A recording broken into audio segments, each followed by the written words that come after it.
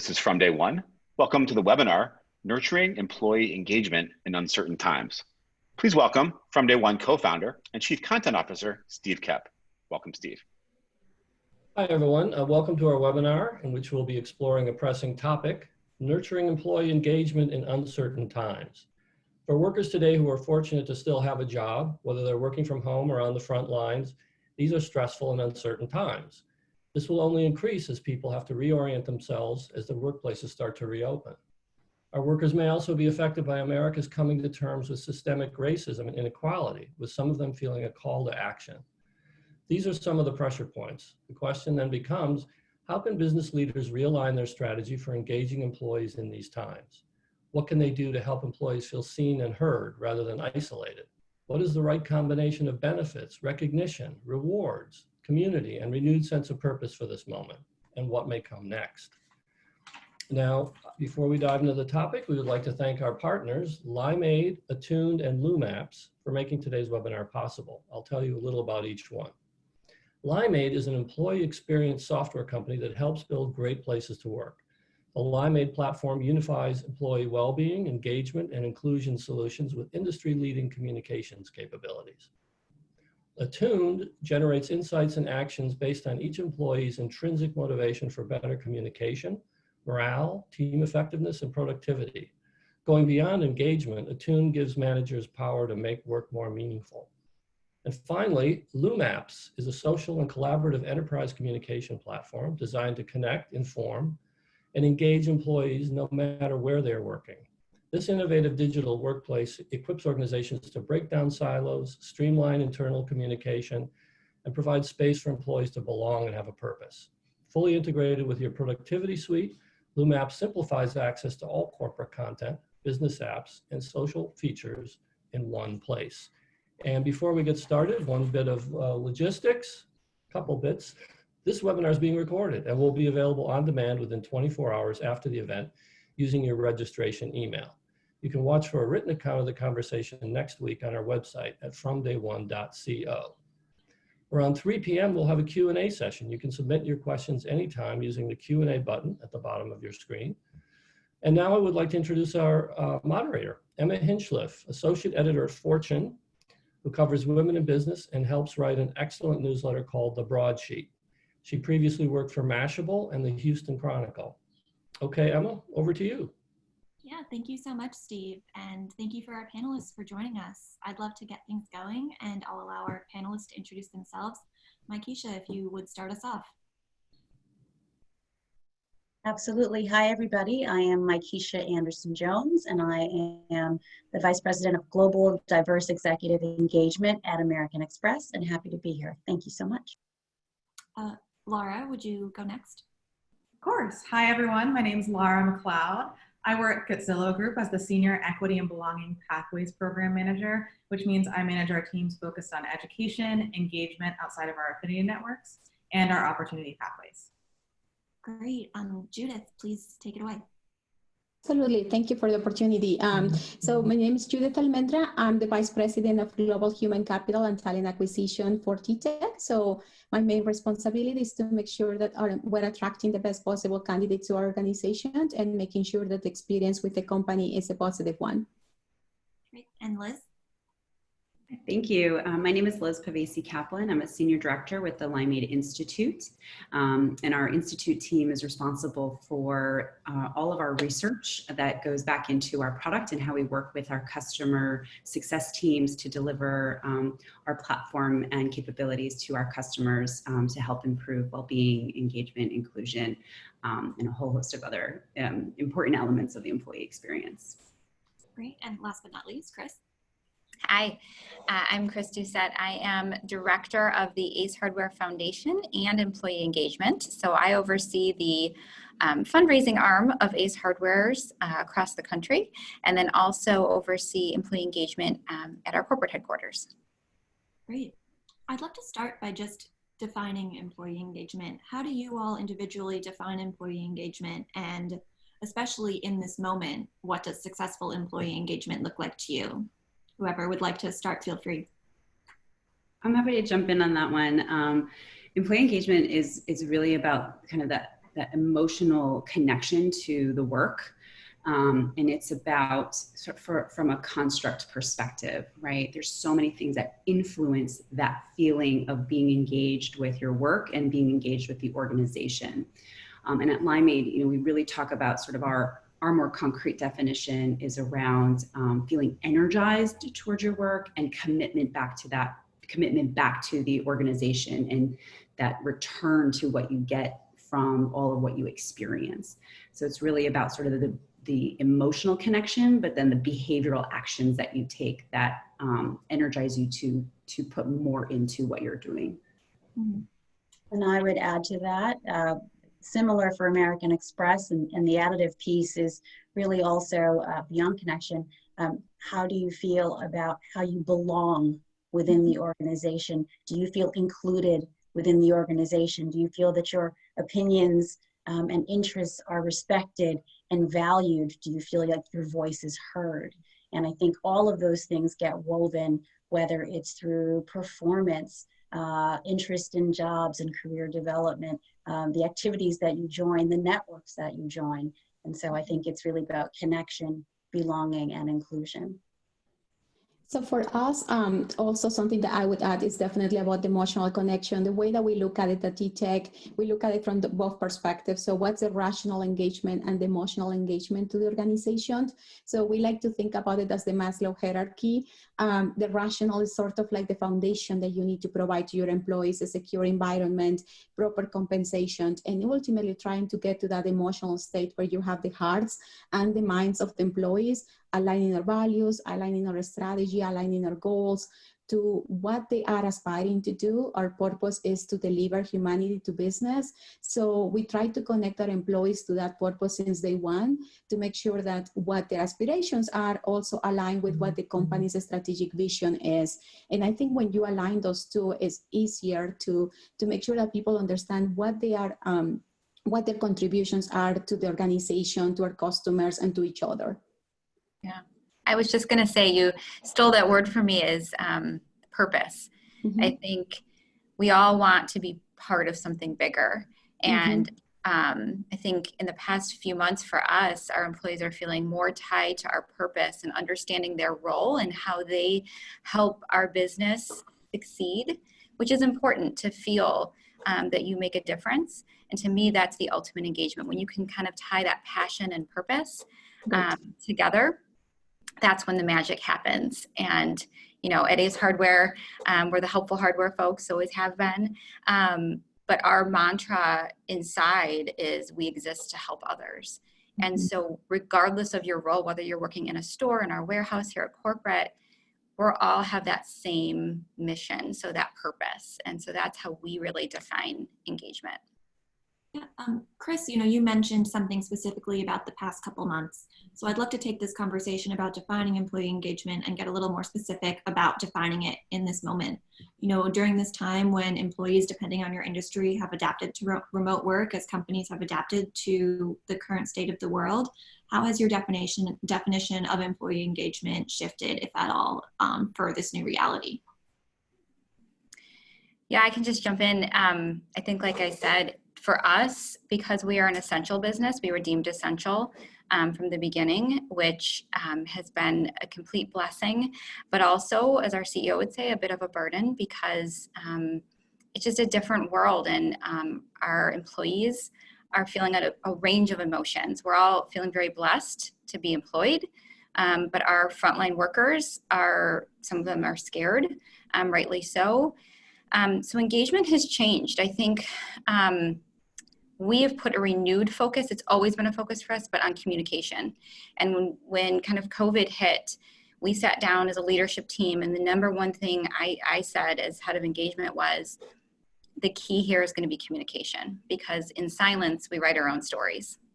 And there was no playbook for this. This was new to everyone. And so even if we didn't have the answers, which we didn't, we just wanted people to know that we were here and give them a forum where they could be heard. So doing things like weekly town hall meetings with our senior leadership, so they could see their faces and ask those questions. I think for us, that's been at the center of everything we've done the last few months, is maybe even over communicating, just so people know that we're here, and also giving them a forum to ask questions. Yeah, add a little bit more. Oops, you can go ahead. Go ahead, Lara. No, go ahead. All right, I don't think I've heard from you yet, so please go ahead. I can add a little bit more context there. I think similarly to what Christina was mentioning around communication, I haven't really seen so much our employee engagement and how we view it change so much as it has been amplified. From a transparency standpoint, so at Zillow Group, we're very much focused on turning on the lights. So from a leadership level, we've been hosting a lot more opportunities for leadership to connect, but also be incredibly transparent with where we are as a company, where we're going, what we're doing to make sure that we keep our employees whole, and in order to reduce some of that anxiety that we feel in these uncertain times, as well as the connection piece, right? So we have equity and belonging, and we hold it in high value and high regard, as well as our include and empower core value. And so when it comes to what we're doing from an employee engagement standpoint, we know that connection, psychological safety is paramount when we're trying to get our employees engaged and productive at work. And so we're creating more of those organic connection experiences, especially as we see more uncertainty and more moments of just fear rise in the community. We want to create more moments of connection within our company as well. Mm-hmm. Yeah, I think us as well at American Express, and one of the ways that I've seen it is certainly communicating and perhaps over communicating. I don't know if there's such a thing is happening, and we've definitely, I think, listened more, and we've always listened, but I think even more being more acutely aware and listening for certain flags. So in addition to that, I think from a programming perspective and from an access perspective, we've also drawn more attention to having exercise classes or discussions about healthy eating or stress reduction and stress relief. We are actively engaged in discussions about how can we help our teams and each other in this new all virtual working world, which also has additional stresses and pressures. I was just looking online on our internal website, and I noticed that there was a virtual Kids Day coming up for families, and recognizing that there are many folks who are living with other family members and some living alone as well, but that you might have kids zipping across, your screen or your desk or behind you. And I like that idea of breaking up the day, Zumba classes and all sorts of other options. I'd like to just layer in a little bit on that too. I think specifically something you mentioned, Lara, about it's not necessarily that how you define and view engagement is changing, but really I think what I'm hearing from a variety of you, and certainly what we see in sort of research and our work with other customers and what I've seen in my career is it's the drivers of that engagement that change, right? And hearing, Mikeisha, what you're talking about of listening more to understand what's influencing engagement today versus a month ago or 6 months ago.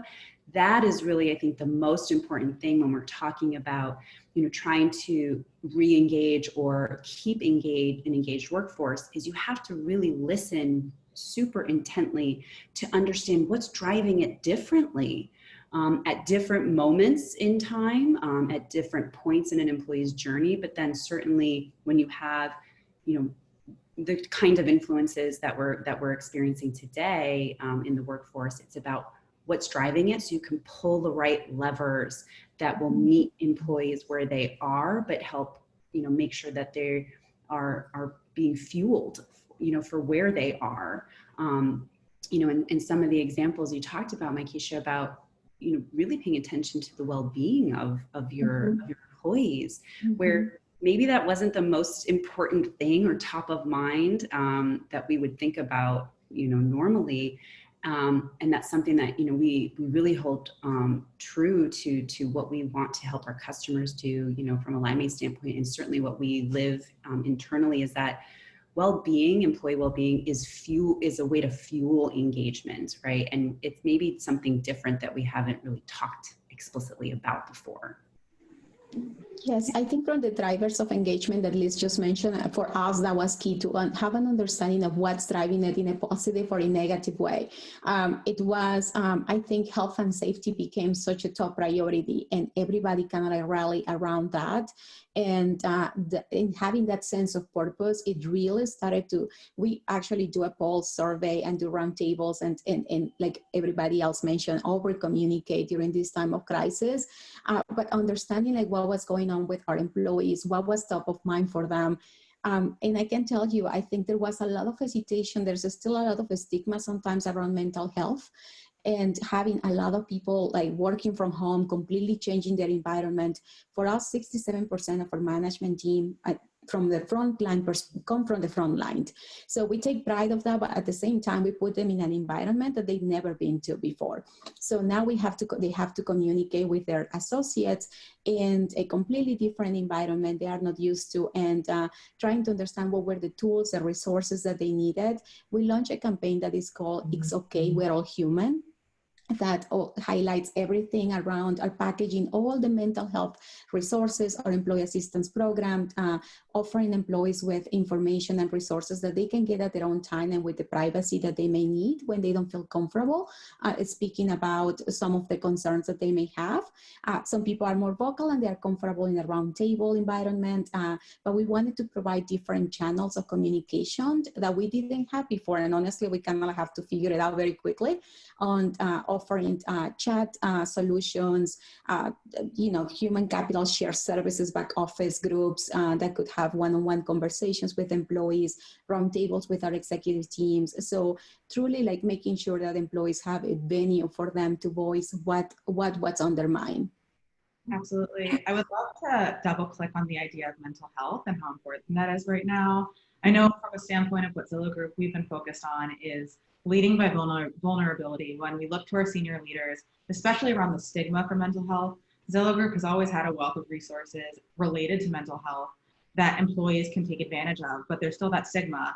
So one of the things that we focused on was actually providing a company-wide chat or a company-wide event where we had our Chief People Officer and our VP of Community and Culture sit down together and discuss what they've gone through with mental health and how that has affected their work and how important they see that, as well as to reiterate the message that it is okay, not only from a stigma side, but from a business side, to take mental health days. It's encouraged at this point in time, as well as, there's room for us to help you when you need it or when even you don't need it. Mm-hmm. Yeah, thank you for that, Lara. So I'd love to just have a quick reminder out to the audience that you can submit questions via the Q&A function on this webinar. So please do. We will be getting to all of those at the end of the session and would love to hear from you. I'd love to jump back into Mikeisha. You mentioned employees who are at home with children or are living alone throughout this time and face other challenges. In terms of how you all are thinking about or measuring engagement, is it possible for an employee to be fully engaged with their work when they're at home with no childcare for months on end? When we're dealing with these unprecedented challenges, what are your bars for engagement and what does that look like right now? Yeah, if anybody else has the answer to that question or the solution for that, please let me know. I'd be happy to hear it. I mean, I think, look, we are all human and we are all going through this at exactly the same time. And the way that we're experiencing it is not identical. So whether you are living in an apartment by yourself or an apartment with 20 people who are your roommates, or it's your mom or your kids or your dog, I think there are different complexities to that. And, I don't even know if the phrasing that we always used to use for virtual work really makes sense in the same way anymore. So I would say that the key for us and perhaps for everybody here as well is really just staying closely connected and being open and transparent, certainly for leaders, about understanding that priorities might have shifted and the timeline for something might need to move, right? There's an element of trust and respect hopefully everybody had before, but that's, I think, part of this as well. And most importantly, understanding and empathy and appreciation that not everybody's circumstances are going to be the same. and that people won't respond to what's going on externally in the same way.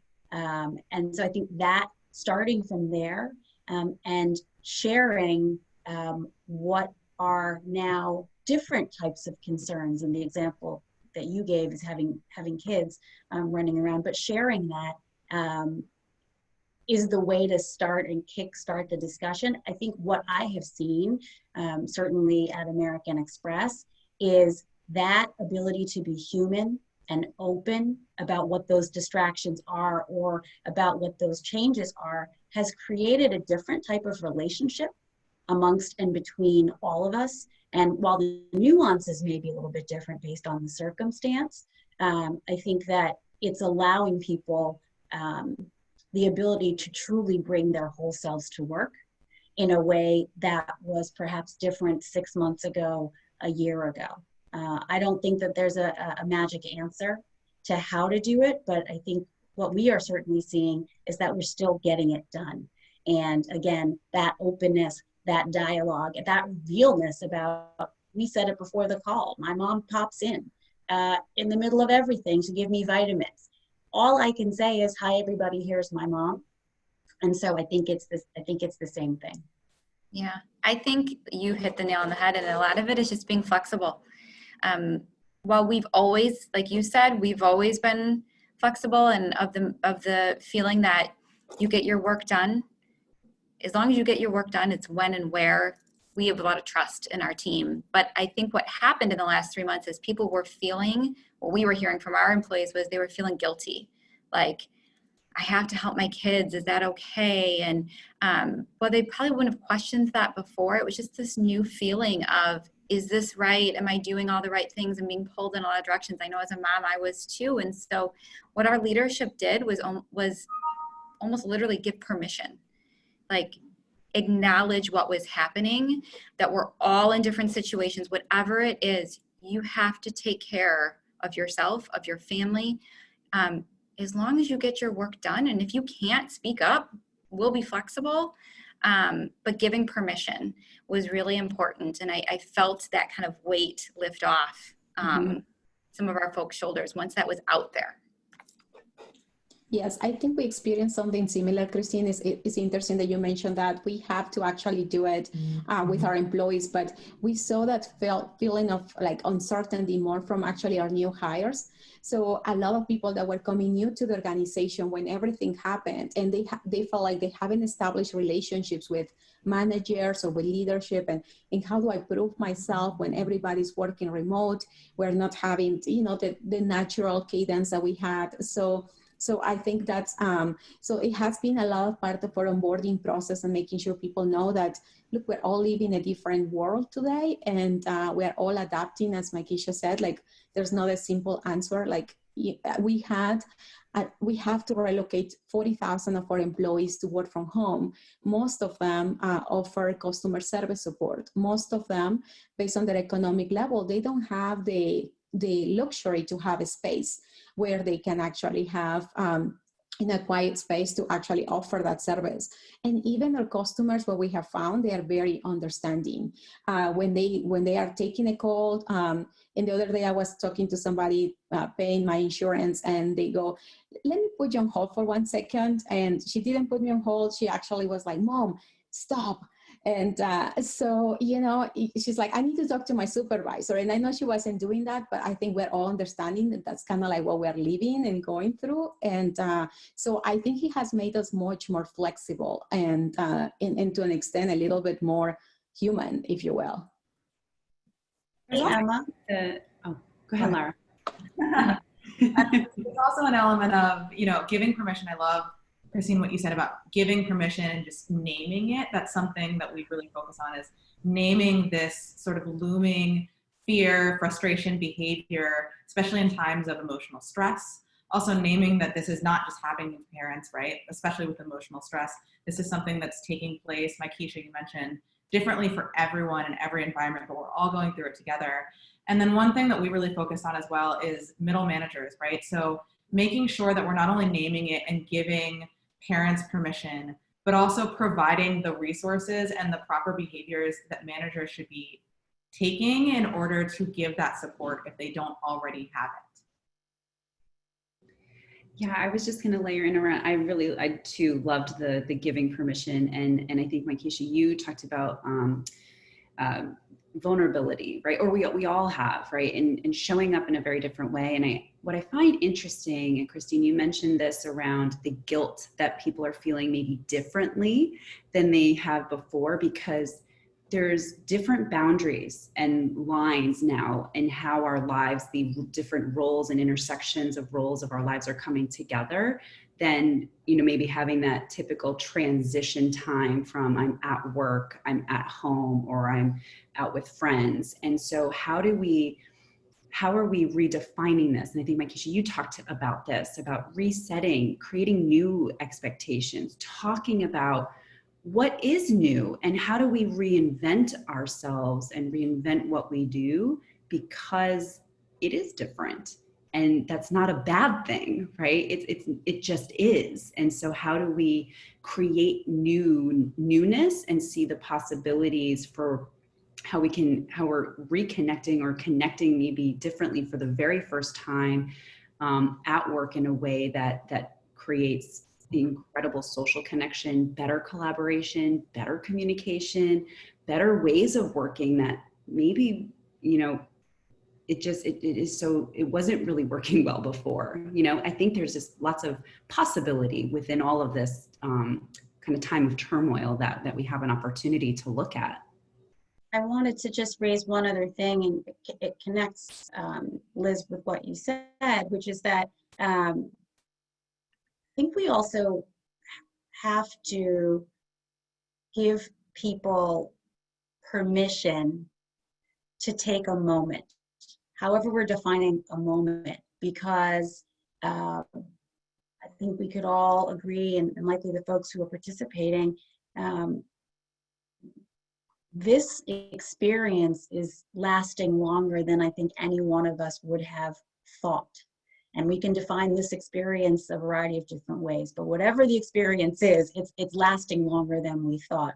And there are many bits and pieces of it which still have uncertainty. And yet we still need our companies to move forward, and we still want our people to grow, and we still want our people to feel whole and safe.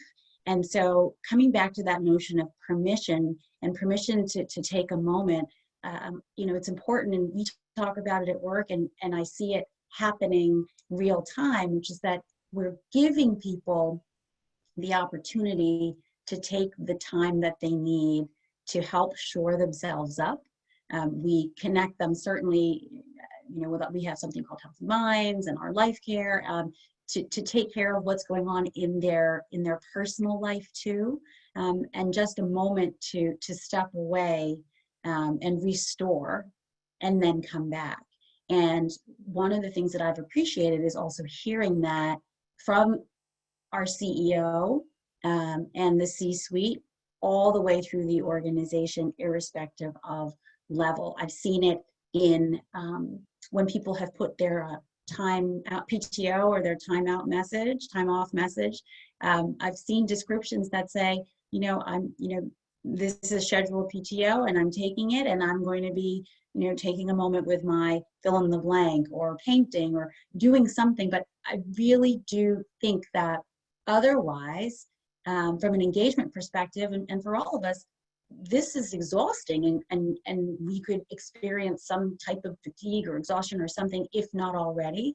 It's really important to acknowledge that better health and well-being and safety psychologically and physically will also lead to better performance, but better health and well-being will lead to happier, more whole people, and that drives engagement. So. Thank you, Mikeisha. I'd love to kick it over to Steve for a second, who I think has a reminder for the audience.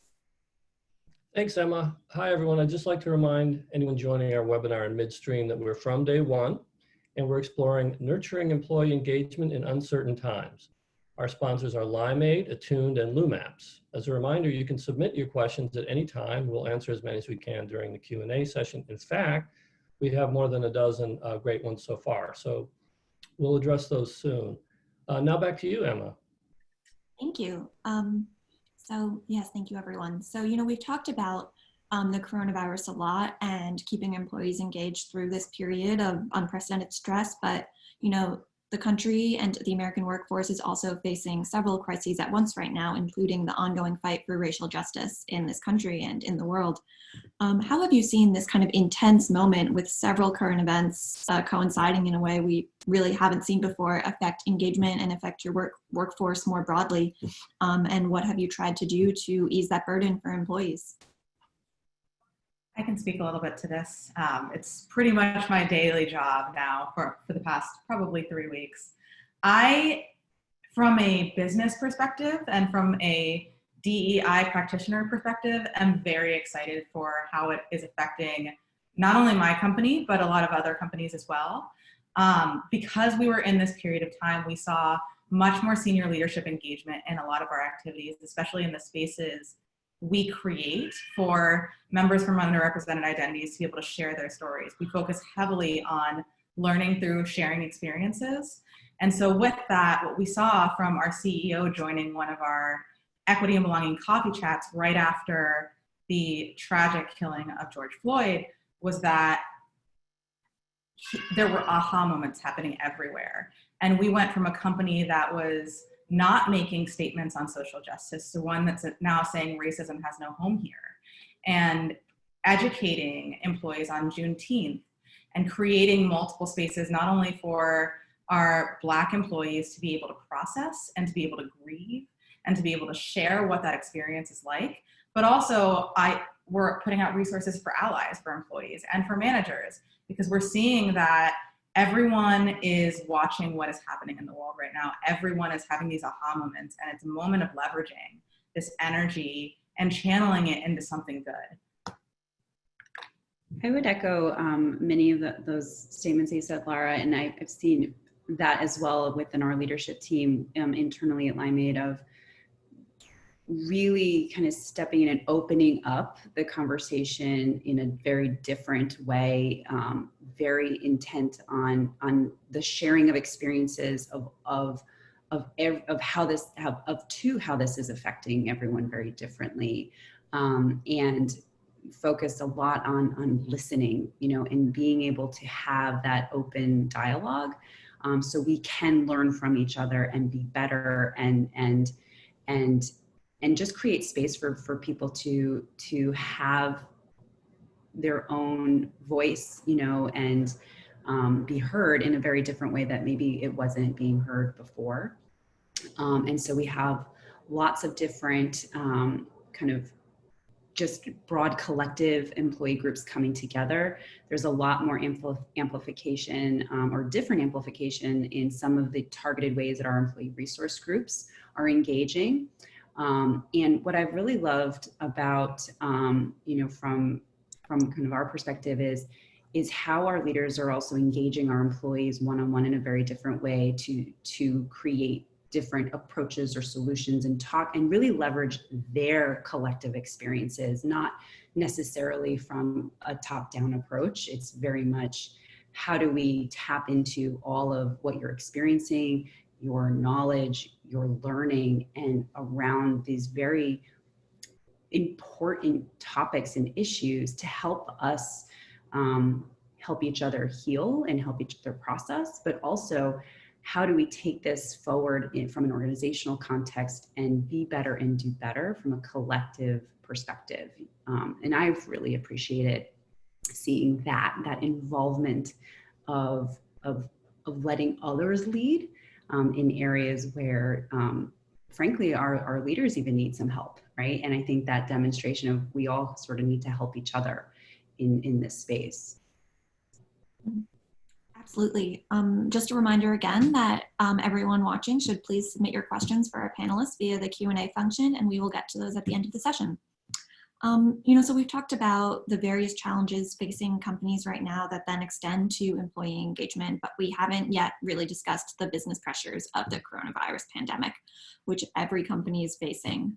So I'd love to know, for companies that have had to deal with layoffs or salary cuts or other business decisions in the face of this pandemic and economic crisis, how have you kept employees engaged through those pressures? And what are your priorities for making sure employees still have that emotional attachment to their work in face of these challenges that are happening for every company? Whoever wants to take that one. That's always a difficult topic, right? We had actually, and I don't know if I'm the best to speak about this because we are very fortunate enough that our company, we have to prepare as soon as this started to happen, and we had a lot of conversations about what would be the impact in our financials, and have to make adjustments. I think the first piece for us was to protect as much employment as possible. So we decided to do furloughs with our employees where we would continue to pay the benefits of our employees throughout this cycle, and actually reach out to organizations and companies. We partner with some of the largest brands in the world, and many of them are our clients. So we talked to them, and those that were still continuing to recruit, we were able to package and partner with them to make sure that we could find opportunities for our employees. And to minimize the impact. But like I said, most of those were furloughs, and immediately after that, and it was really a small number of people that we have to impact. Immediately after that, we went into this big boom of a lot of, as some industries were severely impacted, a lot of others where, where they started to see their business grow, like delivery services and DoorDash and some of those companies that we work very closely with. So it was a balanced approach for us, but honestly, there was, even though it was in a small pockets, for us was very important to have the conversation. And again, it goes back to communication.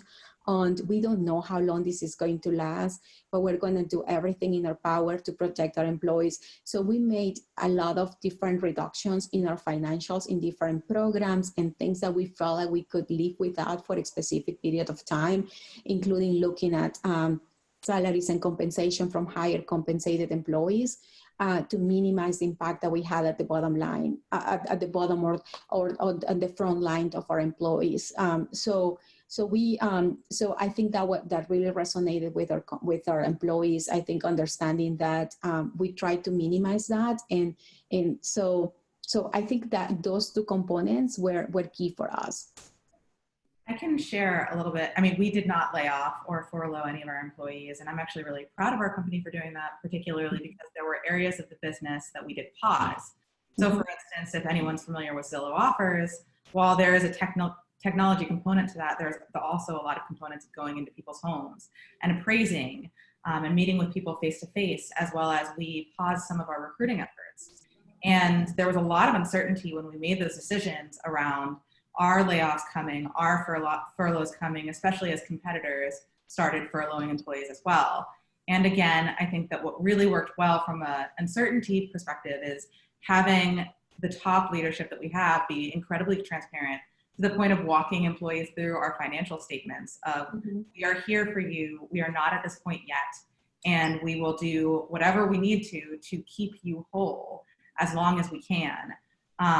We also employed other projects, for instance, our project pitch-in, where we took employees who were working on other areas of the business and reallocated those resources to other areas of the business where their expertise may be transferable, or maybe they want to grow in a certain field, like their ability to work in smart sheets. And so pairing them with other areas of the business and other managers to both grow their own skills, but offer them opportunities to still engage and still feel like they're contributing to the company in a new way that's developing them as well. And then again, we really focus on the fact that engagement is the work, whether it is, channeling action related to what's happening in our country right now, especially for the Black community, as well as taking some of that time that you're not spending on your core job to develop yourself in the career development we have.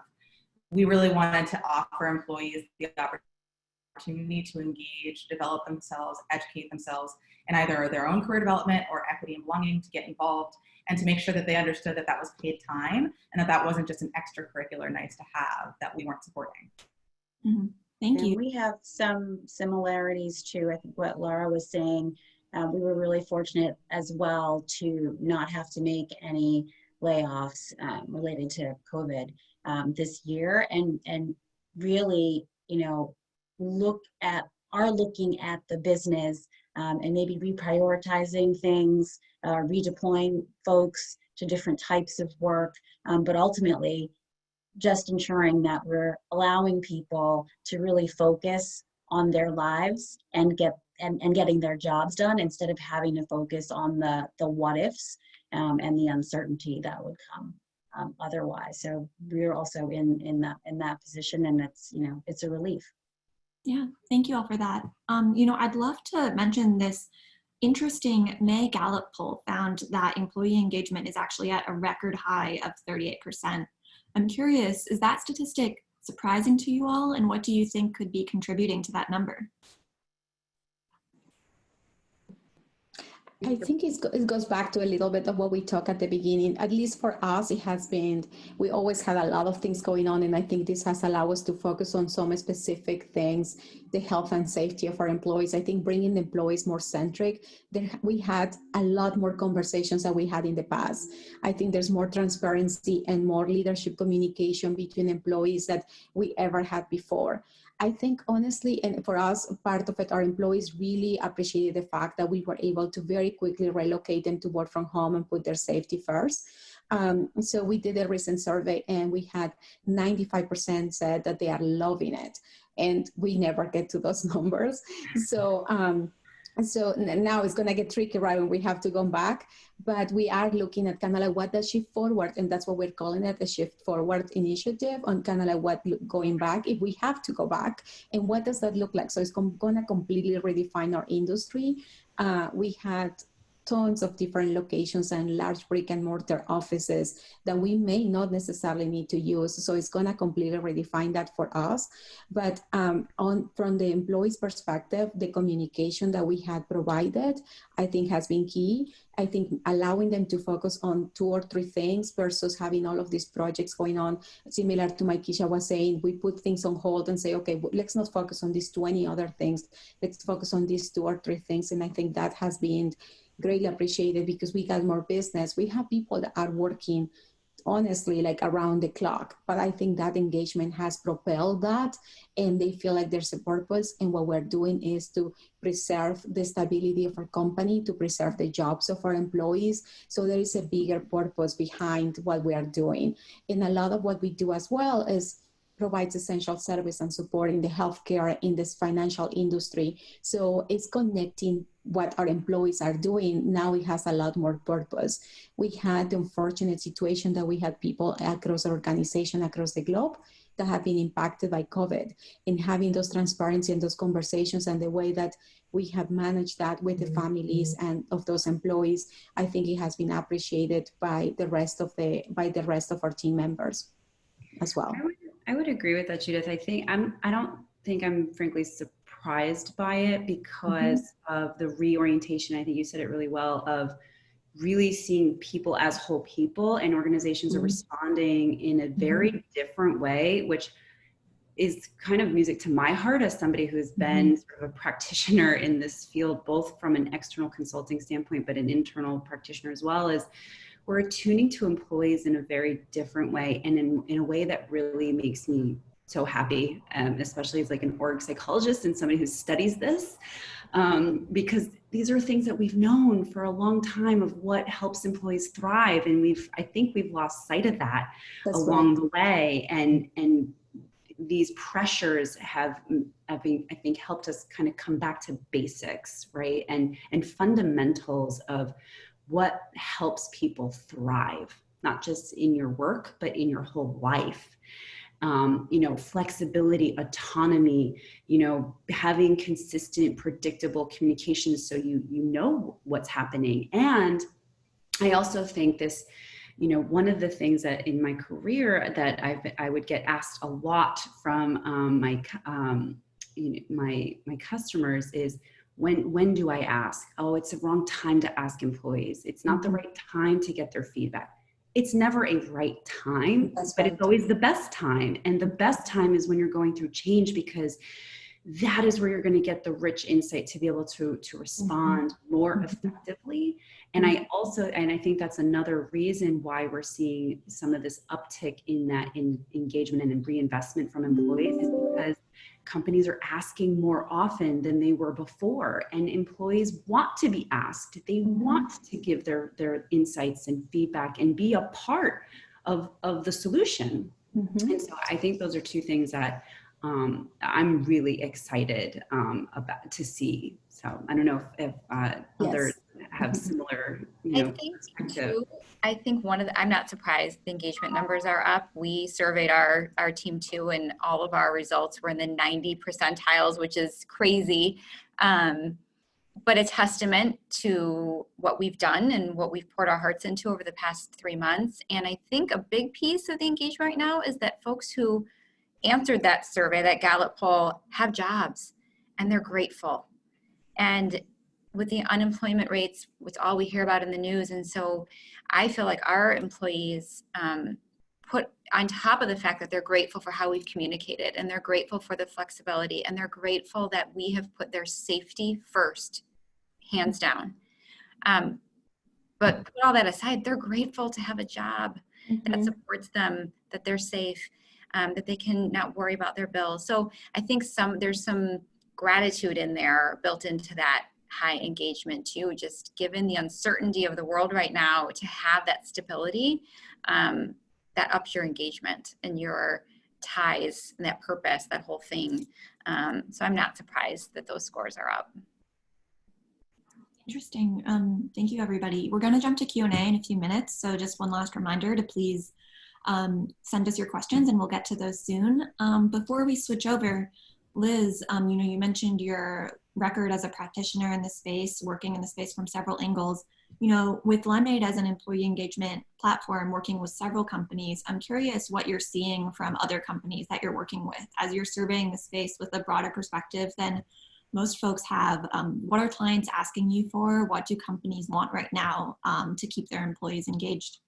Very much a focus on well-being, right? And I mean, that's part of our ethos as a company, and sort of where we start from is a place of whole person well-being from, not just from the work perspective, because we do know that when we're not different people, at work or at home, we are a whole person, and we bring ourselves, we kind of dial up and dial down certain elements of it, but we bring our whole selves no matter what spheres we're in. And so what we're seeing, and it's kind of similar to some of the other sentiments of the panelists, from a Limeade perspective, we've been very fortunate to be a little insulated. We're a tech company, so that has some of that added benefit of being insulated by some of the economic impact. But many of our customers are experiencing very difficult times, with layoffs, furloughs, needing to really diminish their investment in total rewards or EAP programs, or things that will really help support employees. And so what we've been trying to do is be incredibly creative and flexible, and try to work with our customers to see how we can better support them with the content through our capabilities and technologies, with connecting them to other partners and resources that could be helpful to them.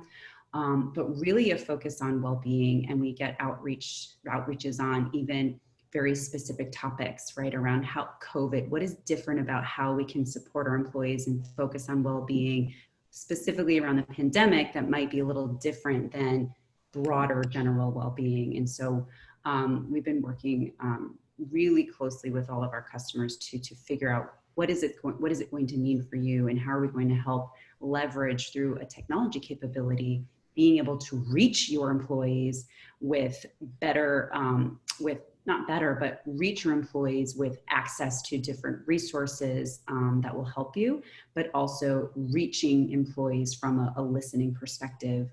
So how are we helping companies for the first time that never were able to communicate with their frontline manufacturing workers now communicate because of the technology that we've been able to help them launch? And get that feedback loop, making sure that we can hear from making sure that customers can hear from those groups that sometimes is very difficult. So that's, those are some of the things I think have been most important, is the well-being and the listening and reach that we're really working with our customers to amplify. Yeah, thank you for that, Liz. So I'm going to dive into some Q&A questions now. I'm going to start with this question from Amanda Hutchinson. So thank you, Amanda. And she asks, how are your organizations looking ahead at engagement as employees return to work eventually after these telework transitions? I can speak from a Zillow Group perspective. For right now, we're focused on not incentivizing anyone to feel pressured to put themselves in an uncomfortable position. So if you haven't seen, many of our employees won't be going back to work until 2021, and that's a decision we made very early on because, number one, we saw a lot of engagement, both from an employee engagement and connection with each other standpoint, but also from a productivity standpoint, which really surprised us and is totally changing the game here. But also from a standpoint of, as Liz mentioned, we already know that putting our employees first and an employee-centric culture is the best way for productivity. And so reducing anxiety, reducing any social threat environments, making sure that we're not having employees experience an amygdala hijack because they're going into an environment that is making them feel unsafe is really important. So as we increase employee engagement, what we're focused on is making sure our employees know we support them in making the decisions that are best for their health. And then also making sure that when we have cultural events or anything equity and belonging related, we're making sure that that is all virtual and continues to be virtual as we move back and phase back into the workplace, particularly because we want to create an inclusive environment where everyone can engage without having to expose themselves for an invisible disability or expose themselves for the fears that they have going back into the office or what have you.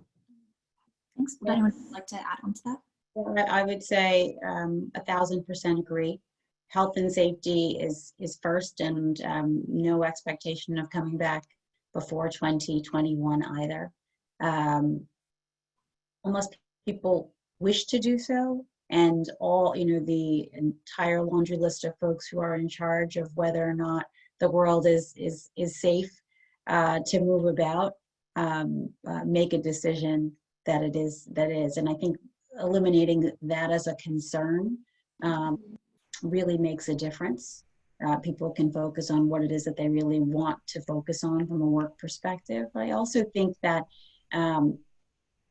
we're having those conversations about return to office. It's not return to work because everybody's working up a storm, right? So return to office. And I suspect, like other companies, evaluating what does that look like from a physical standpoint? What does that look like? Because productivity is high this way, assuming that folks are still engaged, does everybody need to go back to the office or no? And I think all of those things are up for discussion, and I'm assuming they are in your companies as well. But first and foremost, it keeps coming back to safety and well-being of our people, and especially where we start talking about people who have to take the train, to get across Manhattan, or they're taking Ubers and Lyfts or whatever it happens to be. I mean, there's a significant amount of time and the right amount of time being spent on figuring out what would really work in 2021. Yeah. Mm-hmm. I really love what you said, Mikeisha, about it's not the return to work because work has been happening. Mm-hmm. What we're thinking about and what our senior leaders at Limeade are really thinking about is the reinvention and maybe flipping the paradigm of, instead of, I think we used to think about when do you work from home, we're flipping it to say, well, when do you work from the office, right? Because you want to connect and collaborate and have whiteboarding, brainstorming sessions, or just have that more social connection. So that's something that I hear our leaders talking about, is how do we flip that paradigm from, instead of when do you work from home, it's when do you work from the office, right? Mm-hmm. Because of how we're reinventing the way that we work versus returning to work. Yeah, Liz, I think that's so key. For us, it's been definitely about making sure that they know that if they want to, I think Christine mentioned at the beginning of the call, right? It's like we're all working remote, but the office space is available if people want to come to the office. But most importantly, we put together all kinds of measures to make sure that in the event that somebody wishes to come back, or there is opportunity for them to come back to work, to come back to the office, that they are following the measures, the health and safety measures. So we follow the CDC, the World Health Organization guidelines, face mask, social distancing. We will never go back to, or I don't know, how long it's going to take us for us to come back to a space where we have our sites at full capacity. As of right now, we know it's probably going to be 30%, 40% of the capacity we used to have, because we need to observe social distancing in the event that happens. So I think it's communicating to people, understanding what we have done to make sure that we keep them safe for those that wish to return to the office. And to your point, changing the paradigm. I think there are a lot of groups, and we have a lot of management, to be honest, that we're always very hesitant about the work from home environment. We have a lot of clients that we're always very hesitant about the information security piece. So we had now, we are going into healthcare season for us, and we're seeing double the number of our clients that are looking for at-home environments, larger than we had ever seen before. So I think it's changing the way that our clients are thinking about it, and it definitely will change the way that we operate. Thank you, Judith. I'd love to move on to another question from one of our audience members. An anonymous attendee here asks, how have your teams leveraged technology to engage your employees? They want to know which specific tools have been most useful for you and what you would recommend. I am leading a big charge with this right now, and I don't necessarily think there's one size fit all for tools or one tool that is perfect. I know that we, as a company, we use Blue Jeans for our meetings. We have leveraged both Blue Jeans meetings and Blue Jeans live events. And we, from an education standpoint, especially as someone who facilitates a lot of our very interactive workshops where we're engaging employees, we've been looking at GoToTraining, GoToMeeting as an option for more interactive engagement. We're also looking at polling tools. So we do have Slack, but we're looking at more real-time polling tools. We leverage SurveyMonkey as well as Waggle. We've been considering, trying to think of others, Slido is another one. Essentially right now, we're just creating a hodgepodge of potential tools we could find useful for all of the different types of engagement that we have, all of the interactive workshops.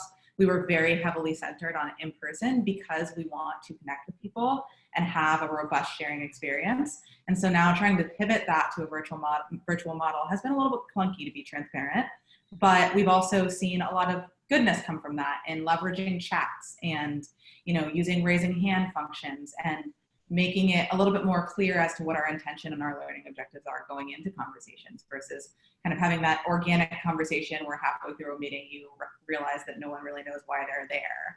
So we've had to be a little bit more intentional in that capacity as well, but it's, both for the better in some ways, and we're learning as we go along. So I too have been tasked with figuring this out, which is no small task. I think we're all in the same boat. There's so many things out there.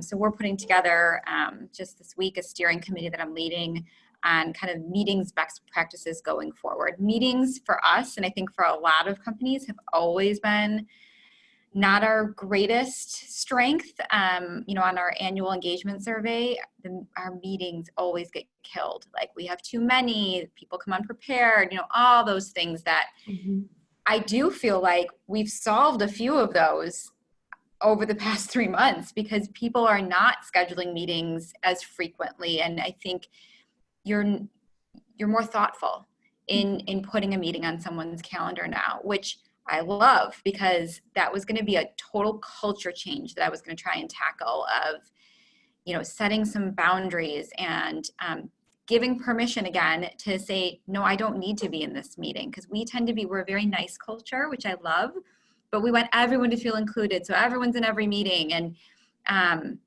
people's days were filled with meetings. And gosh, I loved when I'd look at my calendar and there was a day when there was nothing. Like, oh my God. And now I feel like the past 3 months, I've had days where I have long stints where I can actually get, strategies done and work done. And so those technologies, we use Microsoft Teams, which has been great. We also use Brand Live for like our leadership meetings that has a chat function. But I think what we're looking for, and I don't have an answer yet, is those hybrid meetings that are going to happen now. So some people are going to be here in the office. I'm in the office today. And some people are going to be at home. And so making sure that those folks at home feel just as included and that the technology is in place so there isn't echoing or you can't hear, you know, we've got to get that figured out. Mm-hmm. Yes. Oh, go ahead, Judith. Oh, no, so what I was just going to add, something else that we also use the Microsoft Suite for a lot of our communication. We use Zoom, but something that we also deployed was a chatbot solution that allows us to communicate, to access information or have our employees access information real time. Again, a lot of uncertainty about what's going to happen. So it is full of knowledge about our guidelines and about what's going to happen with every single one of our locations, some of the most frequently asked questions, so they can have access to that. Not only, you know, it may be the spouse of our employee that has some questions, they have the ability to do that. Everything is customized based on where they are located in the country and based on their specific profile to make sure that they receive the right information. It is powered by Realign, is the chatbot functionality that we are using. And we also, where kind of like the timing was, you know, it worked for us. We had just launched our social intranet, which sits on SharePoint. It allows for a lot of social collaboration and access to who is who within the company so employees can reach out. We don't have emails with our frontline employees, so that was an immediate challenge for us. On wow, how are we going to communicate? We sent everybody home, and now what do we do? So we use work with Text Recruit and Text HR, which are two platforms that allows us to have two-way mobile text messaging communication with our employees. It allows us to do virtual job fairs with our candidates for them to self-schedule themselves during the talent acquisition process. And on the Text HR part, it allows us to have that two-way dialogue with our employees and route them to the right departments for information. So those are a couple other technologies that we also introduce. And I think from from a Limeade perspective, we certainly have an ecosystem of different tools. We use Teams. We probably have too many different video conferencing services that we're leveraging. I'm not sure why we haven't picked one. And then we, you know, we talk about like the reach for frontline employees. I mean, in our space, and from being a tech company, we don't have that extensive sort of reach in terms of employees not having email addresses, but many of our customers do. And so what we do, we're drinking our own champagne, right? We leverage our own platform and technology at home within Limeade. So we are, we use, you know, our communications functionality for that reach, but it also helps us make sure that we're really learning the best from our technology as our own to also feed into our product development to help other organizations where they're tackling those same kinds of issues. And I think and certainly from other conversations I've been involved with, you mentioned this, Judith, about how you're integrating and thinking about new technologies and how that supports recruitment and your people processes. That's something that I know that our HR team, our people team is really looking at, and even, you know, in other areas of how do we need to kind of revamp our processes, our people processes in a way that really gets us at scale and in this more distributed way of working that we haven't been before. Yeah, thank you, Liz. I'd love to ask this question for you all from Amy Contreras, who makes the interesting point that what may have worked in the first 8 weeks or so of the coronavirus crisis is not necessarily working now. And she wants to know how you all are encountering engagement fatigue with maybe, this is me now adding, you know, things like maybe people are not as into Zoom happy hours as they might have been at the beginning of COVID. How have your thinking, how your techniques changed as this has gone on longer? We experienced a lot of engagement fatigue at the beginning, or just a lot of energy around having events for folks. And as we've continued on this journey, we've both leveraged a targeted approach. So we have 9 major offices across the country, and we really have a targeted approach depending on office and the needs for that office, but also depending on team, right? So really engaging with managers, making sure that they are asking their team members what they need. And then from a standpoint of what we're doing overall. We do have, you know, regular engagement on certain things like speakers or, you know, opportunities to chat on certain topics or things of that nature. But one thing that we're starting to ask ourselves more and more of is, what is our objective here? What do we want our employees to leave knowing, feeling, doing? And if we're seeing a lot of redundancy in our goals for hosting something, that's a red flag for us to say, okay, are we just doing this to do this, to make ourselves feel better? Or are we really checking in with the employees to see what they need at any given point and really letting the employees lead versus responding from a fear response on our own, right? We want to maintain employee engagement and we're constantly telling employees what we're doing for them versus doing what they're asking of us. Mm-hmm. Yeah, for us as well, I was going to say that, again, this is where the listening and the listening tour becomes so important, making sure that what we are doing and curating is based on the ask of our colleagues, whether it's programming or otherwise. And in addition to that, I think we've also spent a significant amount of time looking at and refreshing and creating new materials that can be leveraged from a toolkit perspective. So some how-to, some guidance, so that that information is readily accessible at the right time, as opposed to pushing and saying, you know, here, you know, every day we have something new. No. There are some great resources that already existed, but there's also some new stuff, and giving folks the optionality of reaching out and pulling that, but being clear that it exists and how to find it and where to go with any questions, and then equipping leaders to also share that information with their teams through their normal course, whether that's at a team meeting or to touch base. So giving folks access to that information, which is curated and tied to actual asks of our colleagues. Yes, I think the optionality is key. I think there's no one size fits all when it comes to engagement, right? We're very unique as individuals, and what engage one person doesn't necessarily may not be a driver for somebody else. So yes, we have the events, we have all of those activities. Most recently, I had a meeting with my team, and they were just like, you know, they have been working so many hours and so long, and exciting at some point, but it's also like they are getting to the point where it's like, okay, when are things gonna go back to normal? So it was about making sure that they feel like it's okay to take time off. Since there's no place to go, a lot of people we notice are not taking vacation. And so we talk about wellness days, and which we have in the organization. So we offer additional time off that to our employees, and that was like very, very well received. It was just to say, it's okay. We know you're going to be at home and you're probably going to be available, and you are, you know, just steps away from your computer. But even if you're not going to go anywhere, it's okay just to disconnect. So that was huge for us, in addition to everything else that is being done.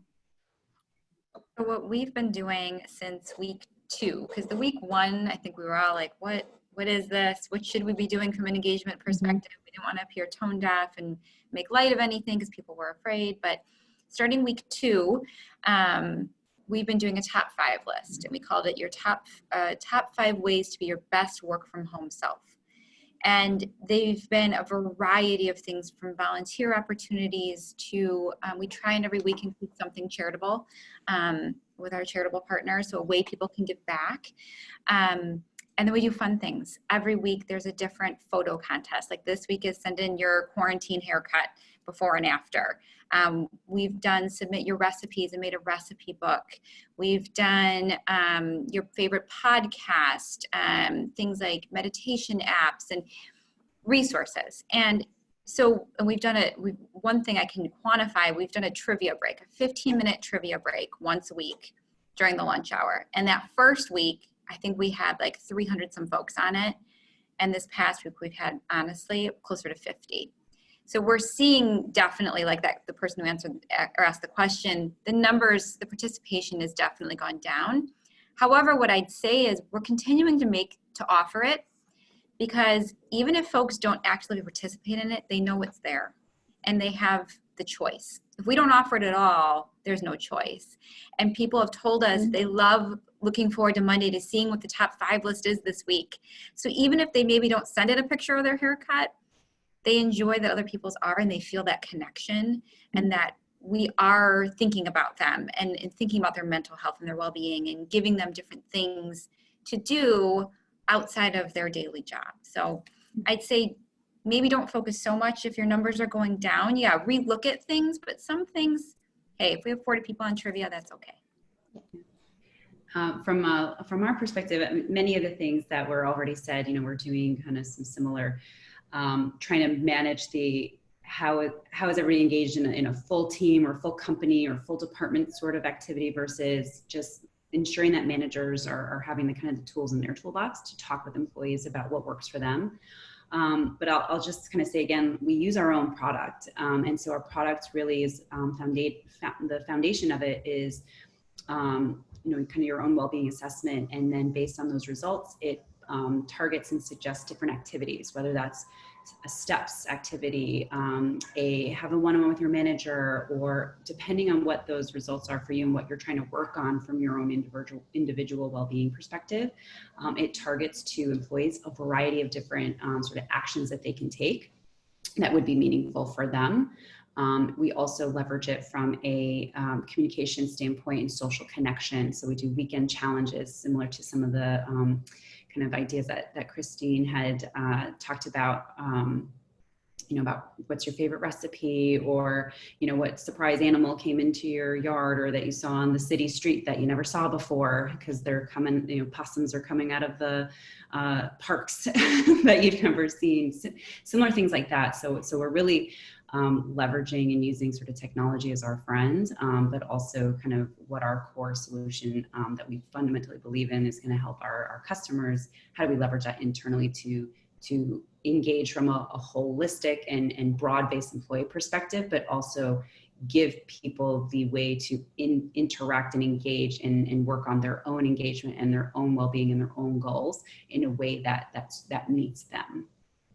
Yeah, thank you all. You know, we have a lot of questions here about layoffs and about engagement through layoffs. We've talked about this a little bit, but, you know, I'm happy to go kind of more general. So, you know, even if for those of you whose companies haven't gone through this yet, I'm sure, you know, you've still been in the space a long time. You may have tips for others who are dealing with this. So I'm curious if you have any advice for companies that have dealt with layoffs, how to keep their employees engaged, the ones who are still with the company in the weeks and months that follow, which is something a lot of our viewers are very interested in.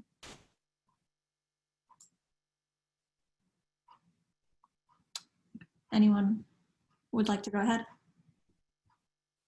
Liz, you can go ahead first. I was going to say, I don't have, I think, the silver bullet answer that, you know, I think we all try to look for, but survivor's guilt, right? That's like a term that we often hear when it comes, when it centers around layoffs. It's a real thing. It's a real experience, or some semblance of the survivors that are at the organization. They have a different experience. I think what's most important about when you're tackling a layoff is really how you're communicating about it and talking about it.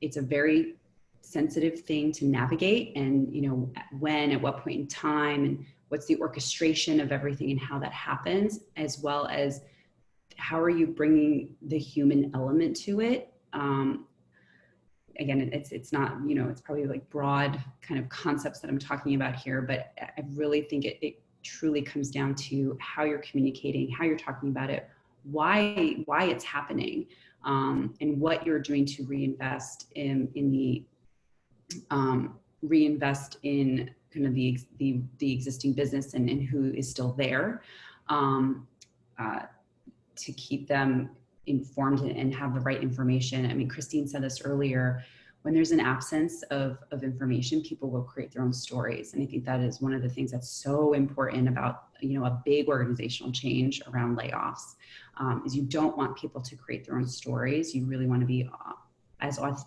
transparent and clear as possible around the what, the why, the how, and what's the go forward approach. So I would love to hear from the rest of the group. Lara, oh, sorry, Lara, go ahead. I think, Liz, you're hitting on some really important concepts and topics of what you can do, right? There's a lot that you can't do, and it's a really tricky and uncomfortable situation. I think what I would add is leaning into that discomfort and understanding your role in keeping employees engaged or delivering the message related to furloughs or layoffs. It's not comfortable, and our instant reaction is to try to figure out the most convenient way for ourselves to go about this. And really stepping out of that and having that empathy moment and thinking about all of the range of emotions that not only employees who are experiencing this go through, but employees who are on the other end are going through from an uncertainty perspective. So transparency, speaking about what you know versus generalizing, or speaking about what you think is going to happen or predict is going to happen. That's where you can run into trouble if you say, I think this is the last layoff we're going to have. And that may not be true, and you might not have all the answers. And to be able to also sit in that discomfort of admitting that you don't know, and that's okay, is also really important, and makes your employees make sure that you come off as human and that you can work through this together and that you're in it together versus having an us versus them mentality. It should be a joining in and working through this together, because we're all experiencing it together, regardless of what level you are at the company, what position you have. Yes, the only thing I would just add, we haven't gone through mass layoffs, thankfully, but we actually partner, now that we are recruiting so aggressively, we have partnered with companies that have done some mass layoffs, particularly in the hospitality industry. So we're partnering with two of the largest hotel chains, and they have to terminate thousands of their employees around the world. And I think the way that you go about doing the layoffs, and I think both of them actually have done a really nice job on making sure that they actually establish partnerships with every company that was recruiting to make sure that those employees have opportunities. They created websites within their own company pages to make sure that they understood, like, okay, all of these companies are hiring, we have partnerships with them, we provide them white glove treatment. So if they come from one of those organizations, we recruit them faster and we give them preferential treatment. So I think also the rest of the employees are seeing how companies are managing the layoffs, and also something that they are doing is staying in touch, communication. Because one of the things they said, hey, we would love for you to have them, but we think and they believe, we don't know what's going to happen, but they expect this to be back, and they're like, we want our employees back at some point. So so we have this partnership where we have them for a certain period of time, and as things start hopefully getting better for the hospitality industry, that they can go back to their jobs. We recently did some testimonials with those employees that were laid off from them, or furlough, and it's just absolutely it was very touching to see kind of like how it was managed. And I think the rest of their employees that stay in the organization, that were fortunate to retain their jobs, also are seeing that. And I think it makes them feel more engaged with the company and feel good about it. Thank you for that, Judith. We have a fun question here from an attendee who's anonymous, who says that they absolutely love working from home and are working on a return to work plan and are trying to figure out the best way to recommend to their leadership that everyone or some people continue working from home. So do you have any tips for how this person can come up with that recommendation? I think you have to survey your employees. I think statistics sell, and make it not about you and make it about everyone. So we sent out a survey to every single one of our corporate employees. It's about 1,000 of us. And we had to say how many, and I think it was worded, how many days do you feel like you can work from home moving forward? And that way, now we've seen, and it was funny because I have a team of 5, and I got my results, and everyone answered different. So someone said 5. I said I can work from home 2 days. We had every single number. And I was like, oh my gosh. And so I think, and I made some assumptions and I was wrong. And so I think you have to ask, because I think you might be surprised. I was shocked at the person on my team who said 5 days. And it led to a really good conversation about what she's enjoyed, and she thinks she does her job better. And she's more of an introvert, whereas I miss the office and the people, but not everyone feels that way. And so I think you really have to listen to, and people's, I bet you'll be surprised. And I think people's, if you would have asked me 3 months ago, my answer probably would have been different. And so if you surveyed a while ago, I'd say you got to survey now, because as we all know, the world feels different every week. And so I think it's really important to get a pulse on what your team is feeling when you're putting that recommendation together. Thank you. We don't have that much time left, but there is some interest here from all our viewers in talking a little bit more about racial justice as relates to work, which we discussed earlier. Someone here wants to know, if there are any specific measures you all have taken over the past several weeks to help employees through this time. I think before we talked a little more generally, but just checking in before we finish up if there's anything else you'd like to add that might be helpful to everyone watching. Yeah, we really focused on offering different opportunities to our employees to process, both from a communication standpoint of, instantly after some of the tragic events started happening, and especially the protests, we not only mentioned it in our Zillow hall and had our senior leaders speak directly to it, we put out communications from almost every single one of our senior leaders, and also encouraged managers below these senior leaders to put out their own communications. We really focused on creating community in having office hours, so equity and belonging office hours, where people are able to sign on to the call and have a facilitated dialogue as many times as they would like within 2-week increments. Next week, it's going to be culminating in an equity belonging chat that has almost, at this point, 500 attendees from our employee base already saying they want to go, specifically around how do we show up as allies for the Black community going forward, not just in this period of time where it may be quote unquote hyped. We are also offering educational resources and really focusing on changing the mindset to education is action. What we've seen a lot of in just the community in the country at large is some misguided and uninformed action that has led to inhibiting of some movements that allies are trying to bolster, or not amplifying Black voices when they need to be amplifying Black voices. So really focusing on education as the first stance and leveraging that in order to show up as allies. We put out resources both for COVID, when we were experiencing, when our Asian Pacific Islander Affinity Network was mentioning that they were experiencing a lot of xenophobia. So we had specific chats with our leadership around that, as well as specific conversations and events focused on that. And we put out one-pagers for behavior guides to both managers and Zol for both of those, saying how you can show up for these communities, the do's and the don'ts.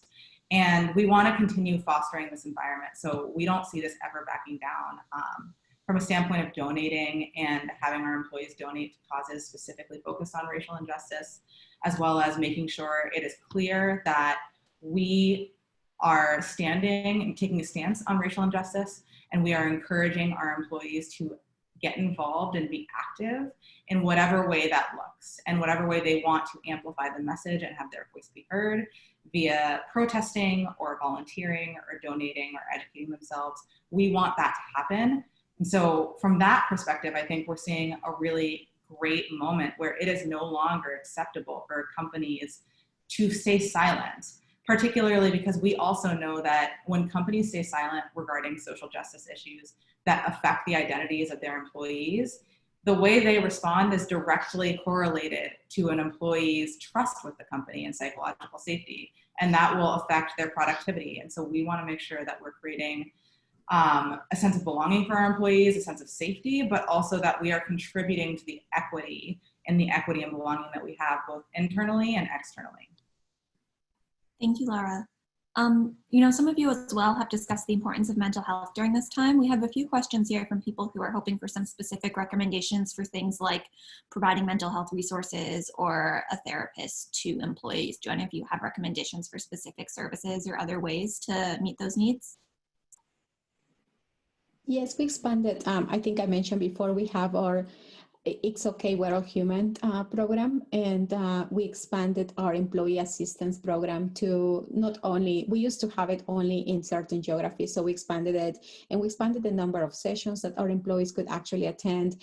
And I think is, we're all at home, so it's not just about our employee, but it's the how their families and their immediate, I guess the people in their home are feeling as well. So we expanded that beyond our employee population, even if they didn't have our benefits. We wanted to make sure that that's something that they had readily available, and that they felt like they had a safe space where they could actually have those conversations.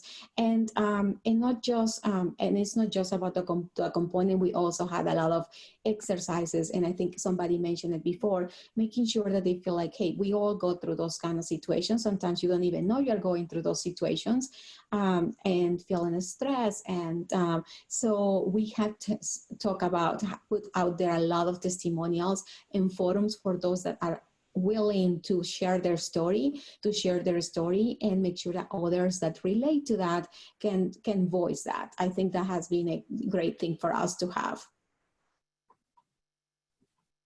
Thank you. Okay, cool. And we also have a question here about hiring during this time as relates to engagement and culture. When you're hiring and bringing people on remotely, what are you doing to make sure that those employees feel engaged as they join a company during this unprecedented time? I can speak actually even from my own experience, because I joined my organization right at the beginning of COVID. So I went into the office, I think, for one day to get my laptop. I was a 100% remote worker in my last job, so it wasn't a really new thing for me, but it was an interesting experience because I didn't have that first week or first couple weeks of like cultural, like inundation, right? To really get a feel for, the ways that you can get acculturated to a company differently when you're in person than, remotely. And so I think that was the first time, like within that week, our onboarding team and our changed everything to remote. And for the most part, we have put hiring on a pause, but there have been some critical roles identified that we have kept open for recruitment. And the experience, I think has been really wonderful because it actually showcases a lot of how work gets done. And it starts from, you're starting with employees from the beginning on what is it going to be like when, even if you were going to be a remote worker, but you came in for, a week of onboarding, or, you may be an office-based employee, but you're going to be connecting with folks, all across, different time zones across the globe. I think it was a really positive message that also shows the way of work in a very real way, even as you're onboarding. So similar sessions that they would hold in person were held, virtually.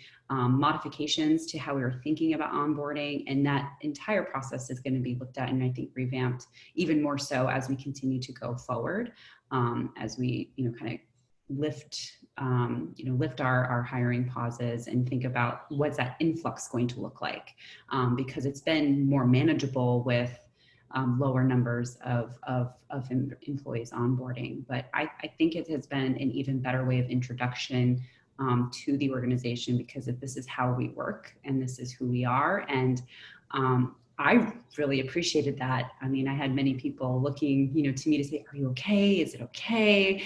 This is a weird time. And I'm like, I'm fine. This is great. I think it's a really good testament to how quickly we reacted as an organization to be able to do that.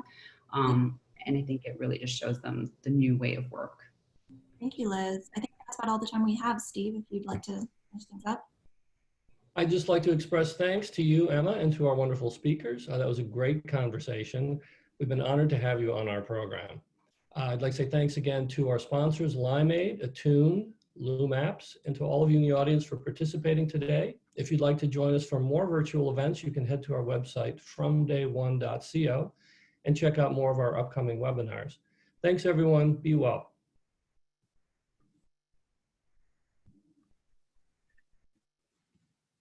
Thanks for joining. This has been From Day One. Today's webinar was Nurturing Employee Engagement in Uncertain Times. Please join us next week on Thursday, June 18th at exactly the same time for Filling the Information Gap in Employee Health and Wellbeing. And on Tuesday, June 23rd, we have the Burnout Factor, New Insights for Stressful Times. Information on these, registration, and all our other webinars and virtual and real life content is available at fromday1.co. Thanks again.